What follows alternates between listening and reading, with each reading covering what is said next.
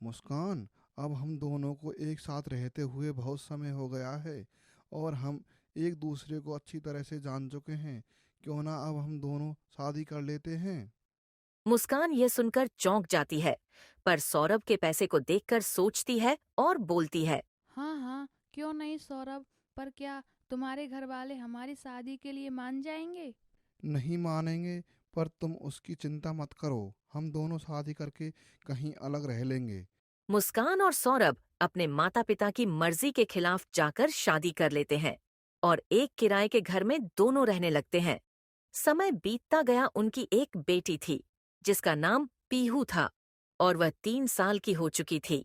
Saurabh merchant navy में काम करता था। वह साल के 9-10 महीने विदेश में और 2-3 महीने घर पर रहता था। इस बीच मुस्कान और सौरभ के बीच बहुत दूरियां आ चुकी थीं। तभी मुस्कान की जिंदगी में साहिल आता है। एक दिन सौरभ लंदन से वापस मेरठ आता है, तो सौरभ के मकान मालिक ने सौरभ को बताया कि तुम्हारी पत्नी से यहाँ पर कोई रोज मिलने आता है। सौरभ यह सुनकर चौंक जाता है। मुस्कान, मुस्कान, यह मैं क्या सुन रहा हूँ। मैंने सुना है कि मेरी गैर मौजूदगी में तुमसे मिलने यहाँ कोई आता है। यह क्या बोल रहे हो तुम? ऐसा कुछ नहीं है। और यह तुमसे किसने बोल दिया है? मेरे पास सारे प्रूफ हैं तुम्हारे खिलाफ, इसलिए अपनी यह बकवास बंद करो। मुस्कान सुनकर चुप हो जाती है। अब मैं तुम्हारे साथ एक पल भी नहीं रहना चाहता। अब मुझे तुमसे तलाक चाहिए मुस्कान। हाँ हाँ, ले लो तलाक। मुझे भी नहीं रहना तुम्हारे साथ अब। उन दोनों के बीच लड़ाई होती है, पर मुस्कान की माँ उन दोनों के बीच समझौता करा देती है और सौरभ को समझाती है। 2-3 महीने रहने के बाद सौरभ फिर से विदेश चला जाता है और मुस्कान को लगता था कि सौरभ मर्चेंट नेवी में नहीं, बल्कि लंदन में एक बेकरी पर काम करता है। इधर मुस्कान अपनी बेटी पीहू को अक्सर अपनी माँ के घर भेजती रहती थी, जिससे उसको साहिल से मिलने में कोई दिक्कत ना हो। साहिल मुस्कान से मिलने मुस्कान के घर आता था। साहिल और मुस्कान एक दूसरे को पहले से जानते थे, इसलिए मुस्कान ने साहिल की माँ के नाम से एक अकाउंट बनाया। मुस्कान ने साहिल से उसकी माँ बनकर बात की और साहिल को यह बोला कि मुस्कान तुम्हारे लिए एक अच्छी लड़की है, तुम उसको कभी मत छोड़ना और उससे ही शादी करना। यह सुनकर साहिल के दिमाग में यह बात फिट हो जाती है। मुस्कान, अब हमें एक दूसरे के साथ रहने के लिए कुछ ना कुछ करना होगा। साहिल, पर हम कर भी क्या सकते हैं? हमारे बीच के कांटे साहिल को हमारे बीच से हटाना होगा मुस्कान, और उसका मर्डर करना होगा। क्या मर्डर? पर यह कैसे पॉसिबल है? वह तो इस समय लंदन में है। अब की बार जब आएगा तो हम उसको मार डालेंगे मुस्कान। उधर सौरभ लंदन से अपनी पत्नी को सरप्राइज देने के लिए घर आता है, क्योंकि 25 फरवरी को मुस्कान का बर्थडे था। पर उसको यह नहीं पता था कि जिसकी खुशी के लिए वह इतना कर रहा है, वही उसकी मौत का कारण बनेगी। सौरभ घर आ जाता है। साहिल और मुस्कान ने सौरभ को मारने का प्लान बना लिया था। हैप्पी बर्थडे मुस्कान। मुस्कान मुस्कुराई और बे बर्थडे सेलिब्रेट करने लग गए। ये लो सौरभ, आज हम दोनों मिलकर एक साथ ड्रिंक करेंगे। नहीं, आज मैं ड्रिंक नहीं करूंगा, क्योंकि आज मैं बहुत खुश हूँ। मुस्कान का प्लान फेल हो जाता है, क्योंकि मुस्कान ने सौरभ की ड्रिंक में नशे की दवाई मिलाई थी। अगले दिन मुस्कान साहिल से बात करती है। साहिल, आज हमारा प्लान फेल हो गया है। अब दूसरा मौका ढूंढना पड़ेगा हमें। कोई बात नहीं मुस्कान, तुमको जैसे ही टाइम मिले और मौका मिले तब उसको अपने प्लान को मौका देना। मुस्कान ने अपनी बेटी को पहले ही अपनी माँ के घर भेज दिया था। 4 मार्च को मुस्कान सौरभ की माँ सौरभ को कोफ्ते भेजती है और मुस्कान उस खाने में नशे की दवा मिला देती है। सौरभ बेहोश हो जाता है। मुस्कान साहिल को फोन करके घर बुला लेती है। मुस्कान, अब तुम मारो अपने पति को। क्या? मैं कैसे मार सकती हूँ? तुम मारो ना साहिल इसको। मुस्कान, यह तुम्हारा पति है और हम दोनों के बीच का कांटा।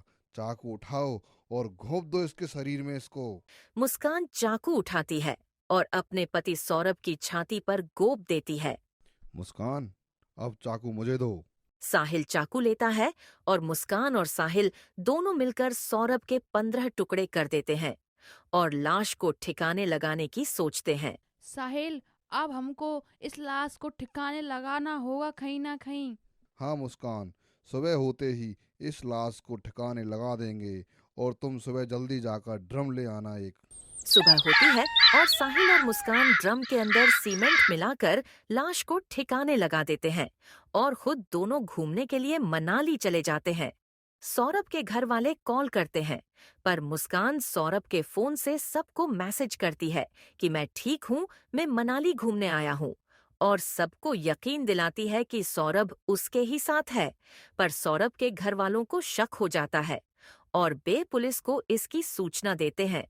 तब तक मुस्कान और साहिल मनाली घूमकर वापस आ जाते हैं। मुस्कान से मुस्कान की माँ सौरभ के बारे में पूछती है। मुस्कान, सौरभ कहाँ है बेटा? सौरभ तो तुम्हारे साथ था ना? नहीं माँ, सौरभ मेरे साथ नहीं था। मुझे लगता है उसको उसके घर वालों ने मार दिया है। मुस्कान, यह तू क्या बोल रही है? ऐसे नहीं बोलते। तू मुझे सच सच बता, ऐसा किसने किया है? मैं किसी को कुछ नहीं बताऊंगी। माँ, यह सब मैंने किया है। मैंने और साहिल ने मिलकर सौरभ को मार डाला है, क्योंकि मुझे सौरभ के साथ नहीं बल्कि साहिल के साथ रहना था, क्योंकि अब मैं साहिल से प्यार करती हूँ माँ। क्या? यह तू क्या बोल रही है मुस्कान? तूने ये क्या कर दिया? तूने तो जिंदगी बर्बाद कर ली अपनी। नहीं माँ, मैंने मेरी जिंदगी बर्बाद नहीं की है, बल्कि अब तो जाके मैं जिंदगी जीऊंगी अपने साहिल के साथ। उस सौरभ के साथ रहकर मैं तंग आ चुकी थी, इसलिए हमने अपने रास्ते के कांटे को हटा दिया माँ। ठीक है मुस्कान, तूने जो किया जैसा किया तेरी मर्जी। अब तू जा सकती है यहाँ से कहीं भी। यह सब सुनकर मुस्कान की माँ पुलिस को मुस्कान के बारे में सब कुछ बता देती है और मुस्कान और साहिल को पुलिस गिरफ्तार कर लेती है। और मुस्कान और साहिल से पुलिस सच निकलवा लेती है, तो मुस्कान सौरभ की लाश के बारे में बताती है। पुलिस मुस्कान के घर जाती है और ड्रम को निकलवा कर देखती है, तो ड्रम में सौरभ की लाश 15 टुकड़ों में रखी थी। ये देखकर सबकी रूह कांप जाती है और मुस्कान और साहिल अब जेल में है। दोस्तों, यह घटना हमें ये सिखाती है कि अंधविश्वास का अंजाम बहुत बुरा और भयानक होता है। साहिल ने अपनी माँ के नाम पर बनाए गए एक फर्जी अकाउंट पर भरोसा किया और मुस्कान के साथ मिलकर सौरभ की हत्या कर दी। मुस्कान ने अपने फायदे के लिए साहिल का इस्तेमाल किया, पर कानून से कोई नहीं बच सकता, चाहे अपराध कितना ही चालाकी से क्यों ना हो। इस वीडियो को बनाने का उद्देश्य संसार में बढ़ रहे अपराधों को लेकर है। दोस्तों, आपकी राय इस वीडियो के बारे में क्या है?